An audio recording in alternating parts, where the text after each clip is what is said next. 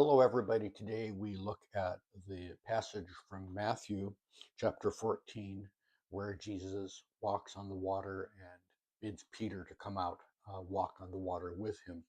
And we're going to look at this from the perspective of sort of like decision making, or what the Ignatians call discernment, perhaps. I think most of us Christians probably would accept the idea that we want the lead in our life to be taken by God. Let God take the lead, surrender ourselves to God. God goes first. Okay. But here, notice how the story works a little bit with Jesus and Peter.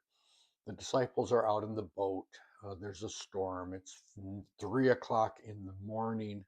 Jesus appears out on the water, and they think he's a ghost. Okay. And Peter says, Lord, if it is you, command me to come to you on the water. Now, leaving aside that it's kind of ridiculous to walk on the water, notice that it seems to be Peter's idea that he should be called to walk on the water. I mean, Peter kind of takes the initiative here. And Jesus immediately says to him, Come. Okay, so he gives Peter ratification, like, yeah, okay, do this. And sure enough, Peter steps out of the boat. And as we all know, he walks for some period of time on the water until, of course, he realizes it's wet and stormy and he starts to sink. So he cries out, Lord, save me. Jesus, it says, Matthew says, immediately catches him, pulls him up. And then Jesus kind of nicely, half nicely chides him, Oh, you of little faith, why did you doubt? Okay, well, I doubted because I was surrounded by the storm and I'm not supposed to walk on water normally, but kind of leave that aside. Now, notice here kind of the give and take, though. Peter asks Jesus to call him out onto the water. Jesus says, Come. Okay. And then Peter goes for a while and it doesn't work out too well. Okay. um, Trying to relate this to a current situation in my situation.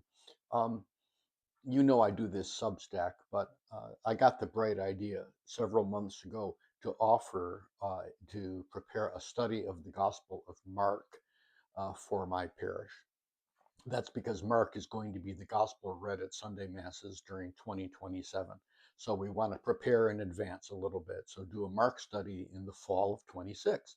And that was my idea, sort of like Peter asking Christ to call him out of the boat. But very promptly, I got reaffirmation or affirmation. The pastoral manager said, Yeah, good idea. The pastor himself said, Yeah, good idea. So I got out of the boat and I started, preparing the study. And the study guide is pretty much done. And I started getting severe yayas, is that, and the fear for a Catholic is not that the study will be no good. The fear is that nobody will come because Catholics don't come to Bible studies, which we are commonly criticized for. But so that's where I am right now. The study is all ready to go. It's scheduled for 4 weeks in October, and I have no idea whether anybody's going to come. So I will let you know in, say, November, before Thanksgiving, as to whether I just sink or whether maybe Christ pulls me out of the water. We will see.